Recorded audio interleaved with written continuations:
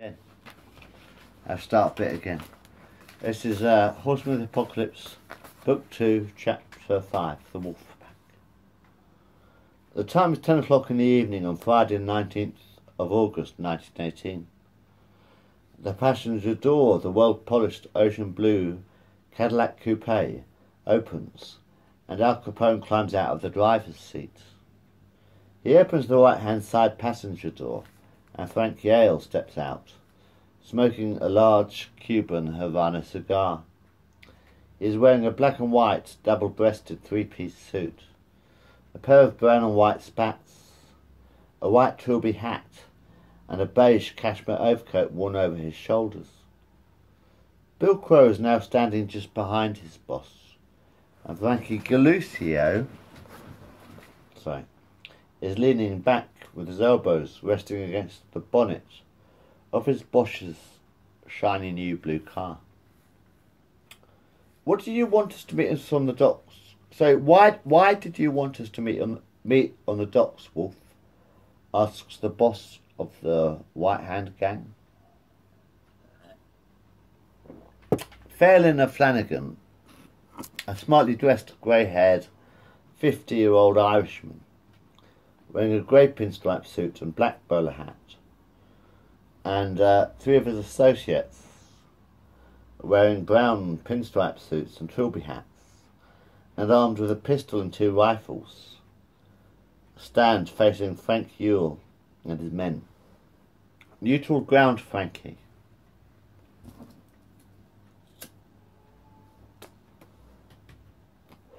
Explains the temporary leader of the Irish gang. I'm sorry that the boss can't be here in person tonight, but one of your guys shot him in the face last week, and he is still dead. Anyway, this is still neutral ground until midnight.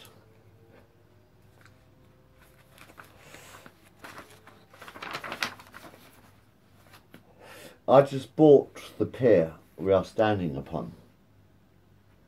I'm planning on building a penny arcade on this precise spot. Something for the kiddies, frowns Frank. Doubtfully. How friendly of you to entertain those little urchins. Is that the reason you brought us down to the docks? To waste my time? Certainly a telephone call would have been easier. And quicker. Just pissing on my turf, Frankie, chuckles Wolfer Flanagan. To be honest with you, Frank, my boys need a place to hustle. There are too many cops on the streets these days. So tell your Orange Street lads that this pier is out of bounds to them from now on. I know a couple of them are working beneath us right now, he laughs. And how do you know that? Frank looks puzzled. One of my boys is down there too, laughs the Irish gangster. So how is Eddie Eastman, your old boss, doing, by the way? I haven't seen Monk since he got out of prison 9 years ago, frowns the Italian mobster. Eddie joined the army last year. He is fighting with the Orion's rednecks in France against the Hun, explains Fairlin. Dwayne Duffy, one of Flanagan's henchmen, stares at the stitched up cuts on Al Capone's cheek. So, the rumours are true, he laughs. I heard you got beaten up by a midget.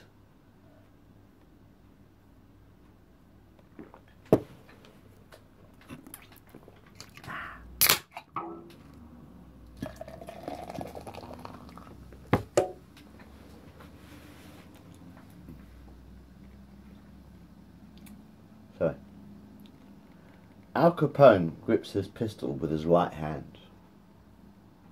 Suddenly a penknife whizzes past his left ear, knocking Duffy's brown trilby hat off his head.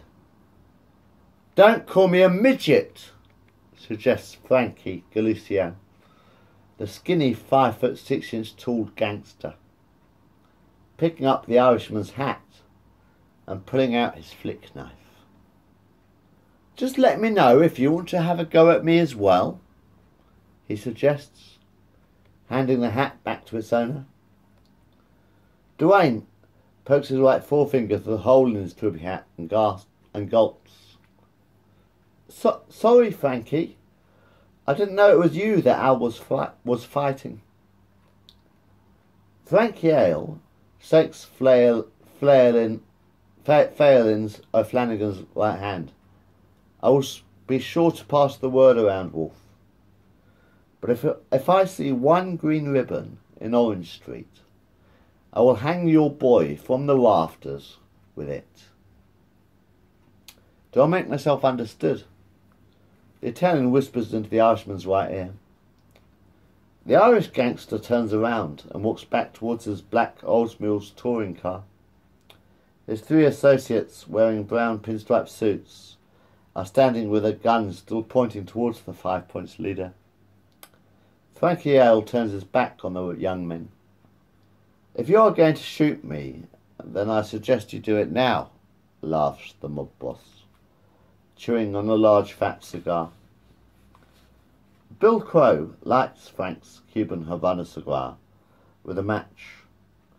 "You always make me feel nervous when you say that," giggles the undead Jewish shadow man, still wearing a black and grey pinstripe suit, black cashmere overcoat and battered old black top hat. Al Capone opens the right-hand passenger door. Frankie Ale takes off his white trilby hat and clambers into the blue Cadillac. "I don't like the colour," he frowns.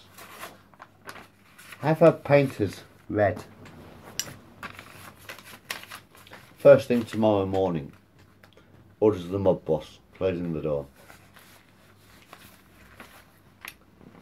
Bill Crow is now sitting in the front right side passenger seat with his top hat on his lap, and Frankie Galusio sits in the back of the car with his boss. The three young brown-suited Irish gangsters lower their guns, turn around and walk back towards the black car. Al is now walking towards the front of his boss's blue automobile, the driver's seat being on the left-hand side. "Good night, lads," says the tall, stocky Italian bodyguard. "See you around, Scarface," giggles Dwayne Duffy, dipping his brown trilby hat towards the young Italian gangster. Al Capone turns to face the Irishman and starts walking towards him. He stands nose to nose with Duffy, a 6-foot-tall, well-built Irish gangster. "Sorry, but I don't think I heard you correctly. I think I might be going deaf, Duff," he sighs. "What did you say?" Frankie Galusio opens the left side passenger door of the car. "Close it," orders Frankie Yule. "Not your fight." Dwayne Duffy rests his hands on his hips. "I said good night, Scarface," laughs the Irish gangster. Al Capone punches Dwayne in the stomach with his right fist, winding the young Irishman. Duffy gasps for breath. The Italian uses the Irishman's beer belly as a punching bag, with both fists, slamming them harder and harder into the Irishman's belly. His right fist shatters the boy's jaw with a single punch. The young Italian gangster grabs hold of the lad's balls in his right hand until the boy is screaming in agony. Capone headbutts the young Irishman 3 times and knocks out 2 of his teeth with a brass knuckle duster until he falls to his knees. The angry Italian kicks Duffy in his face and stamps in his chest, kicking him in the ribs and jumping on his legs. The Irish gangster lays flat on his back, unconscious on the concrete pavement in a pool of scarlet red blood. The other two Irish mobsters are now standing behind Al Capone, pulling him away from the victim. Frankie Yale leans with his back against the blue car, smoking a fat brown cigar. I think you should call an ambulance, he suggests. Are you going to let your guy get away with this? Asks Phelan of Flanagan, now standing in front of the Italian mobster.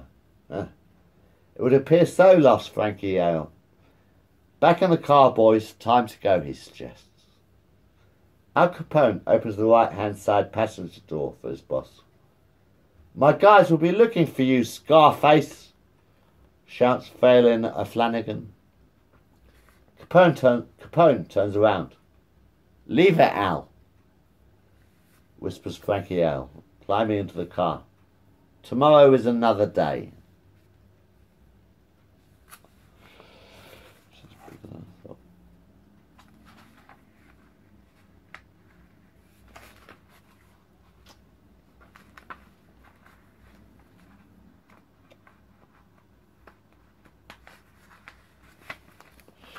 I like it. Chapter 6. Biting the Big Apple Goodbye.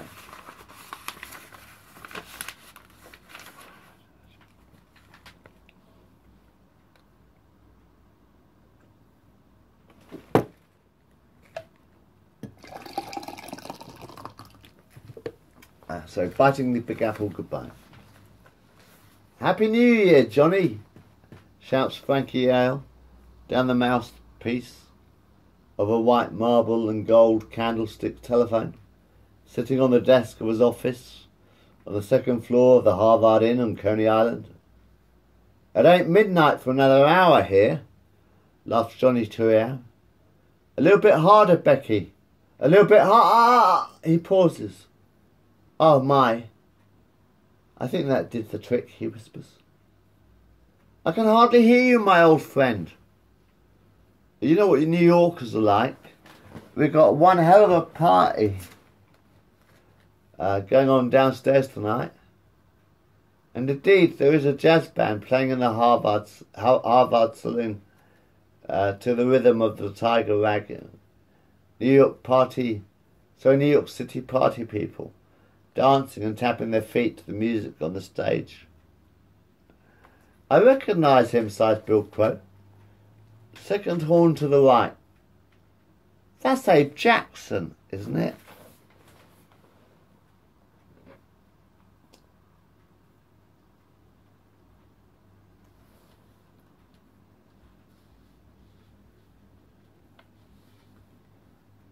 So hang on a minute. Giggles. So that's Abe Jackson, isn't it? Giggles the young ginger-haired hustler standing beside his boyfriend. Johnny Turrier yells down his telephone. I said I'm a little bit preoccupied right now. It ain't 1919 in Chicago for 55 minutes. How about if I phone you back in an hour, he suggests. Rebecca, please no, sighs Johnny. Are you in some kind of trouble? Asks the New York mob boss, sounding very worried, talking down the telephone. Sorry, Frankie. Big Chin put me on brothel watch tonight. Just doing my job. Laughs the Chicago gangster, buttoning up his grey pinstripe suit. Can I just check, make sure I'm seeing what I'm seeing? That's alright. Not perfect, but how are we?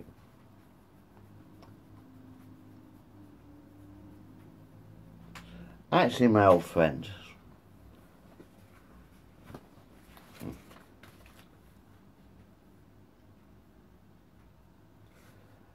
That isn't the reason I was phoning. I've got a very big problem with Al Capone, and I really need your help. How is your Uncle Jimmy, by the way? Asks Frankie L. Mr. Colosimo is doing just fine, thank you very much, laughs Turrier. So, what is the problem with Mr. Capone, he asks. The Irish want revenge, and frankly, Johnny, They ain't joking. Al has had 4 attempts on his life in the past 3 months. Twice with a knife, once with a pistol, and last night with a shotgun. Not to mention the bar brawls and street fights he has been having. Wolf Phelan has got every Irish gangster in New York out hunting for a scar-faced man. Poor Al is a sitting duck. I have him in hiding in a room above the Orange Street brothel. He seems quite happy, at least for today. I think Jason, one of your street boys, is keeping an eye on him. But you know what Al is like, don't you? A volcano, smiles Johnny Torrio. No problem, Frankie. Tell Capone to catch the 7:30 train on Thursday morning to Chicago. I will arrange for one of my men to pick him up from the station. Bill Crow shakes Abraham Lincoln Jackson's right hand. You're damned good with a trumpet, my old friend. Well, and looking pretty cool too, I might add. I had a good teacher, laughs the young dark-skinned vampire, wearing a red and green patchwork jacket and matching trousers. Anyway, I heard you missed your boat, Mr. Bones. Oh, I am Bill Crow now, Abe. So, what brings you to New York City? The truth is, I heard a record on the gramophone. Bill Bailey went you come home, or something like that. And I read the music reviews in the New York Times last Abe. To be honest, Billy, I've been trying to think up a new name for the band. I really don't think the Jacksons 5. I said I really don't think the Jacksons 5 sounds quite right for a Dixieland jazz quintet. Do you? Asked the young black vampire gambler. So, why did you leave Phoenix? Asked the undead Jewish shadow man. The last time I spoke to you on the telephone, you were running my old undertaker's business. I guess I just felt the need for fresh blood, laughed the young Negro vampire. I've been working for Mr. Yale for the past 2 months, playing in a few of his honky-tonk clubs, and occasionally disposing of 1 or 2 of his enemies when they are walking home late at night. Well, enough of them to quench my thirst anyway, chuckles Abe. He calls me his midnight assassin. Charlie Luciano taps his boss's shadow man on the right shoulder. Mr. Yale wants you upstairs right now. It's important, Bill. Bill Crow takes out his copper pocket watch and flips open the lid. It is 5 minutes to 1 in the morning. Frank, what is the problem? Oh, bugger. Hold on a second.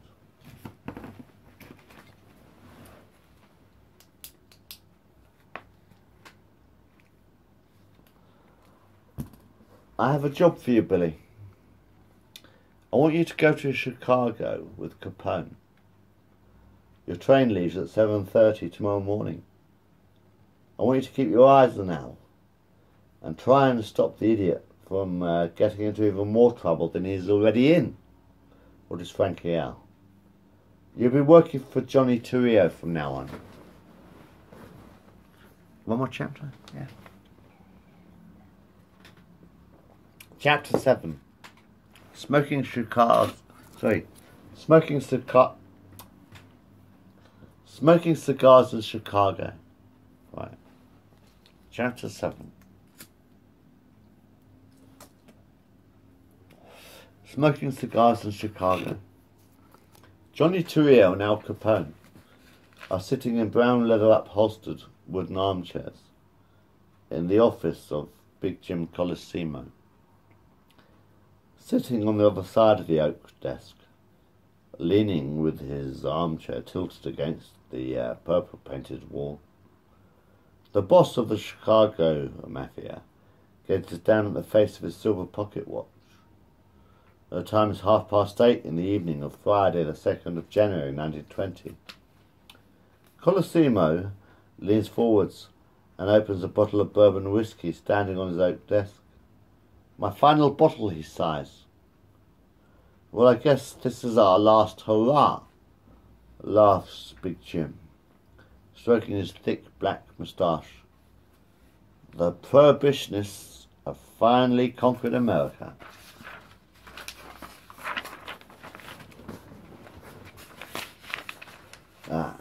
No more alcohol in the USA, frowns the 42-year-old gangster. "Not necessarily," smiles Johnny Torrio. "I still have a few contacts in the brewing industry. How about bootlegging? We can make a fortune selling illegal alcohol on the underground, and I know a few Canadians who are keen on doing business with us as well." James Colosimo opens the top left-hand drawer of his wooden desk and holds out a 1 centimetre square, sparkling crystal diamond in the palm of his right hand. "How much do you think this is worth?" asks the Chicago mob boss.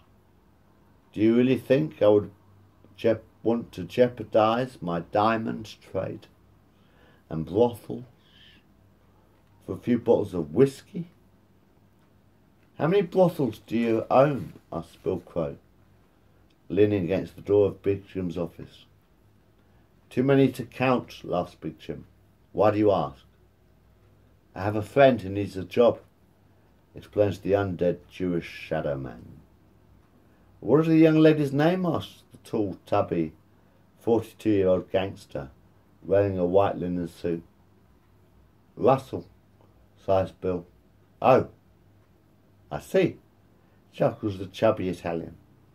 "Tell him to come to me for an interview tomorrow afternoon." Johnny Torrio sits down on his boss's desk. "Look, Jim, Chicago is about to become as dry as Salt Lake City. There is a fortune to be made here, my old friend. The town is full of rich businessmen who would pay through the nose for a bottle of beer or a glass of French wine.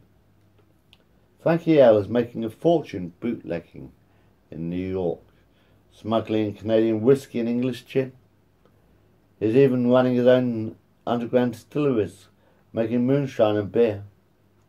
We are sitting on a potential gold mine. Or a time bomb, Johnny. Bootlegging is a risky business, and there are prohibition agents all over the city, closing down bars and smashing up illegal saloons.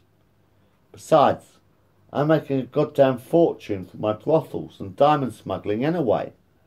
And why the hell would I want to risk all that? I'm afraid that my answer is still no." The time is 9 o'clock on Sunday, 9th of May 1920. Johnny Torrio tears another page from his desktop calendar and picks up a black candlestick telephone. Al Capone and Bill Crow sit opposite the boss, on the other side of the mobster's desk, in a green leather armchairs. "I heard the Harvard Saloon was closed down on New Year's Day. So, what's new in New York?" asked Johnny, speaking into the mouthpiece of the telephone. "Life is pretty sweet, my old friend. I suppose you could say that I've taken my bite out of the Big Apple. I opened 3 more speakeasies last week alone. 2 in Brooklyn and 1 here on Coney Island. Do you remember the laundry on Mermaid Avenue?" Frank Yule knocks on glass door. Sorry. Oh, hold on.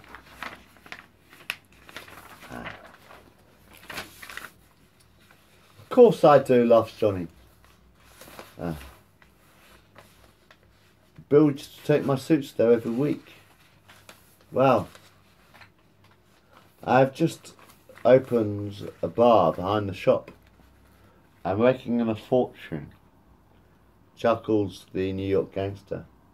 It ain't as glamorous as the Harvard Inn, but business is booming. How about you? I can't complain, Frank. Johnny pauses. Actually, yes, I can. Diamond Jim is getting in the way of business. I want the Chicago mob to concentrate our efforts on bootlegging, too. But all the Colosimo gives a fuck about are diamonds and brothels. How's your Aunt Victoria doing? Asked the New York gangster. The divorce went through the courts last month, and she is still laughing her socks off. Aunt Vicky made enough money out of the settlement to keep her happy for the rest of her life. But thanks for asking.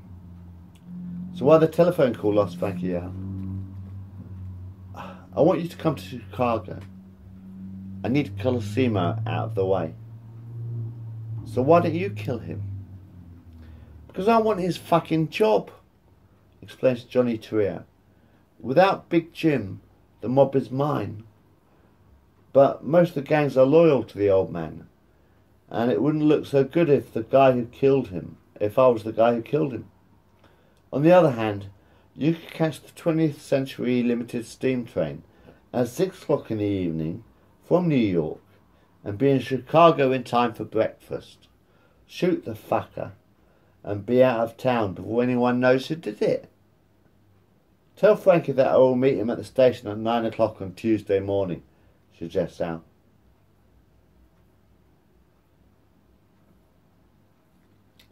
Big Jim locks the door of the Colosimo Casino with a brass key and flips over the cardboard open sign on the glass door closed.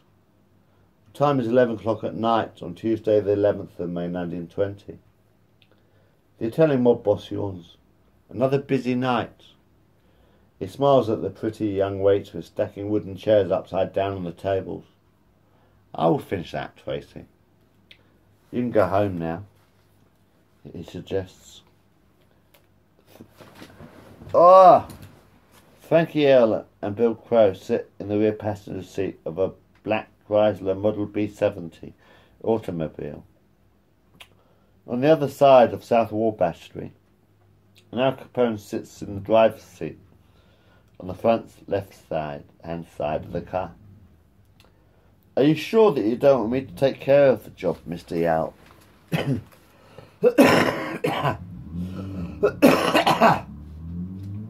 No, thank you, Al.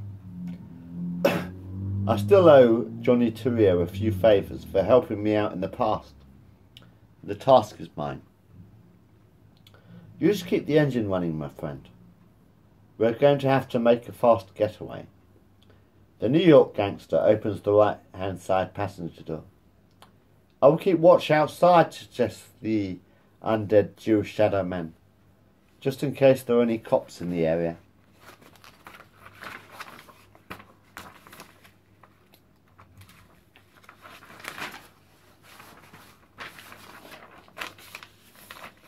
Frank Yale knocks on the glass door of the cafe.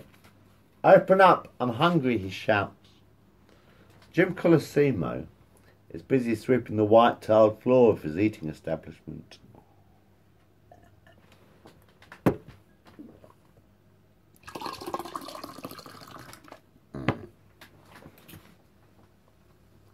Go home, we're closed. Come back tomorrow, he suggests, peering through the glass. He bursts out laughing, unlocks and opens the door. Frankie boy, how good to see you again. He hugs his old friend. Johnny told me to expect a surprise tonight. I didn't know it was going to be you, he chuckles. Now where are my manners? Come inside, my friend. I will brew us some coffee. I heard you just got married again, smiles Frank. To some young beautiful actress, no less. Congratulations. Dale Winter, she is a goddess. Big Jim is now standing behind the counter of the Colosimo Cafe, pouring out 2 strong cups of freshly ground coffee from a white porcelain jug. I am a very lucky man, smiles the fat Italian gangster. So what's your secret for attracting beautiful women? Giggles Frank. Diamonds, explains Jim Colosimo. Women love diamonds, especially when her wedding ring has one as large as a sugar cube. It gazes out of the window of the restaurant and breathes a heavy sigh. That car across the road is going to run out of petrol if the driver is not careful. It looks like he has forgotten to turn off his engine. That reminds me. Frankie Ale puts his right hand into the jacket pocket of his grey pinstripe suit. I have a wedding present for you. He takes out a pistol and points it at the Chicago mob boss. That's a Smith & Wesson Model 19, isn't it? Asked Jim. Well, thanks for my present, Frankie, dear, but I already own one of those. Colosimo strokes his bushy black moustache and gulps down the last drops of coffee from a black china cup. You are going to shoot me now, aren't you? He frowns. The Italian gangster stands up. I will make this easy for you, for old time's sake. He picks up his cup. Would you like another coffee, Frank? Yes, please, boss. Big Jim Diamond Colosimo turns around, and Frankie Ale, shoots him in the back of the head. The chubby mob boss collapses onto the polished white-tiled floor, his head surrounded by a pool of scarlet-red blood. Bill Crow is still leaning against a lamppost at the corner of the street. If I knew you were going to take so long, I would have bought a ukulele. Sorry about that, boys, but we got chatting, laughs Frank, opening the right side passenger door of the car. Put your foot on the gas, Al, he suggests, slamming the door shut.